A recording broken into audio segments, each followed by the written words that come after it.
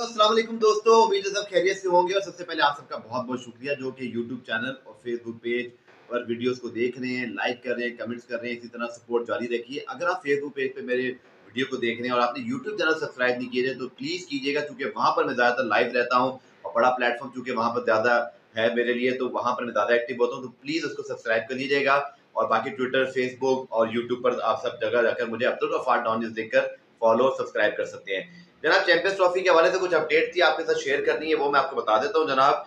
सबसे पहले अपडेट तो ये है कि जो आईसीसी का वफ्द है वो 10 नवंबर को जो है पाकिस्तान पहुंच रहा है। और स्टेडियम के हवाले से जो मामलात हैं उनका एक हतमी और फाइनल जायजा लेगा।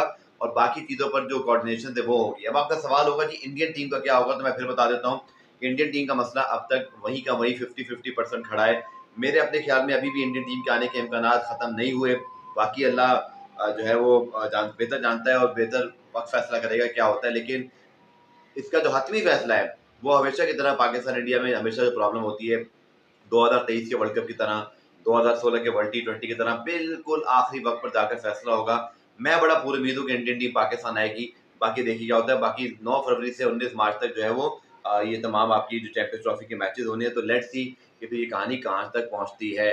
और जनाब, अब इसके अंदर जो इम्पोर्टेंट चीज़ है जो मैं आपको बता देता हूँ, जो स्टेडियम रेनोवेशन के हवाले से आप लोग बहुत सारी चीज़ें पूछते हैं इनसाइड कि क्या हो रहा है और क्या नहीं हो रहा। उसके मुताबिक जनाब बता देता हूँ कि नेशनल स्टेडियम कराची के अंदर 15 दिसंबर तक काम मुकम्मल करने की हिदायत की है। मोहसिन नकवी साहब ने वो आए थे, लेकिन जो उन्होंने 2-3 चीज़ों को वहाँ पे रेनोवेशन के अंदर करेक्ट करवाया, उसको ठीक करने की बात की है। एक तो डिजिटल स्क्रीन बोर्ड है या स्कोर कार्ड है, जिसको उन्होंने कहा है जी इसको ऊँची जगह पर लगाया जाए और बेहतर तरीके से वो आपको चैंपियंस ट्रॉफी में देखने को मिलेगा। दूसरा, कुछ नई सीट्स लगेंगी और पार्किंग एरिया थोड़ा करीब लाया जा रहा है। और इसी तरह जो ये सारा प्रोजेक्ट है नेशनल कराची का, जो ब्रेन बिल्डिंग बन रही है, आपको याद होगा जो लोग नेशनल कराची गए हुए हैं, वो जो ब्लैक कलर का स्कोर बोर्ड था, पुराना स्कोर बोर्ड, उसको गिराकर पूरी बिल्डिंग तामीर की जा रही है, जहाँ पर फिर आपके ब्रॉडकास्टर, मीडिया और बाकी जो डिपार्टमेंट है उनको भी शिफ्ट किया जाएगा।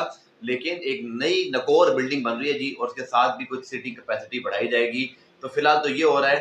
तो नेशनल स्टेडियम कराची के अंदर तो स्पेक्टेटर्स के लिए व्यू वाला सीन नहीं है, लेकिन लाहौर के अंदर ये चीज़ ज़बरदस्त है कि आपका जो पहले फैसला था वो 20 से 22 का जो है वो डिग्री का था और इसी तरह दूर लगता था। लेकिन अब वो फासला सिर्फ ग्राउंड और स्टैंड में सिर्फ 15 से 20 फुट का फासला रह जाएगा। और शायकीन के लिए स्टैंड 20 फुट तक आगे किया जा रहा है। ये बहुत बड़ी डेवलपमेंट है, खासतौर पर कज़ाफ़ी के लोगों के लिए। कराची का भी आगे का यही प्लान है। इसी तरह जनाब इसमें देखे जाए तो जो पूरी बिल्डिंग बन रही है उसके अंदर पवेलियन, फिजियो, खाने-पीने के तमाम इंतज़ामात सेकंड फ्लोर पे किए जा रहे हैं। इस तरह खिलाड़ियों का पवेलियन अलग से तैयार किया जा रहा है, जबकि पीसीबी के जो ऑफिसर्स हैं, उनके लिए भी एक बिल्डिंग जो है वो बाद में तैयार होगी। 34,000 की कैपेसिटी जनाब वो हो जाएगी कज़ाफ़ी स्टेडियम लाहौर की। इसी तरह सोलर रूफ बनाने का भी ऑप्शन मौजूद है। और 3 तरह के इसमें कॉलम्स बन रहे हैं। कॉलम्स बनते हैं जी, वो जो पूरे जो आपके जो बैठने की जगह हैं, इनमें से जो 264 में से 180 कॉलम जो है वो तैयार हो चुके हैं।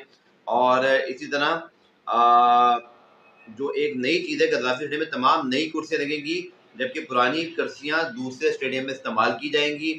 इसी तरह स्टेडियम में लगने वाली डिजिटल स्क्रीन अब दोनों एंड पर लगाई जाएगी, जिससे शायकीन का व्यू जो है वो मुतासिर नहीं होगा। तो डिजिटल स्क्रीन भी नई लग रही हैं।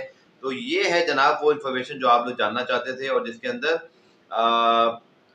45% जो है ना काम ऑलरेडी कज़ाफ़ी मुकम्मल है, जबकि बाकी जो है दिसंबर 31 तक मुकम्मल कर लिया जाएगा। तो जनाब ये जी मोटी-मोटी अपडेट चैंपियंस ट्रॉफी के हवाले से, खास तौर पर जो स्टेडियम के अंदर मामलात हो रहे हैं, ताकि आपको उसकी आगाही हो।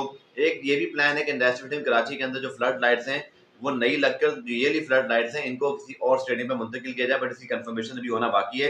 लेकिन डिजिटल स्क्रीन दोनों जगह पे लग रही है जनाब। नई सीट्स जो हैं कज़ाफ़ी में लग रही हैं, कराची के अंदर भी एक आध एन्क्लोजर में जो है जहाँ पे ज़रूरत है वहाँ लग जाएगी। बाकी जगह पे तो नई स्क्रीन, नई सीटिंग पहले से लगी थी, लेकिन वो जो आपको थड़ी नज़र आती थी सीमेंट वाली या शादी वाली कुर्सियाँ, वो वाला माहौल जो है वो फिलहाल जो है शायद एटलीस्ट उन दो जो आपको याद है ना, जो इकबाल कासिम वाला एक एन्क्लोजर था और एक दूसरा वाला, वहाँ पे शायद अब नहीं रहेगा और वो चीज़ बेहतर हो जाएगी। सो ये है जनाब चैंपियंस ट्रॉफी के हवाले से अब तक की अपडेट। और इसमें इंशाल्लाह 15 दिसंबर से 31 दिसंबर के दरमियान कराची, लाहौर में काम मुकम्मल हो जाएगा। पिंडी में आपको पता है कि नई सीट्स लगनी है, तो वो बहुत ज़्यादा काम नहीं है। लेकिन वहाँ का जो व्यू है ना पिंडी स्टेडियम का, वो सबसे बेस्ट है। बिल्कुल खिलाड़ी आपको सामने नज़र आता है। यही लाहौर में कोशिश की जा रही है कि बिल्कुल जो व्यू है ना उसको 20 फुट तक स्टैंड्स को आगे किया जा रहा है, जिससे वो चीज़ नज़र आएगी। और साथ में सीटिंग कैपेसिटी भी, जो शायद मुझे याद है गद्दाफी की 26-27 थी या 25 थी, वो 34,000 तक पहुँच रही है।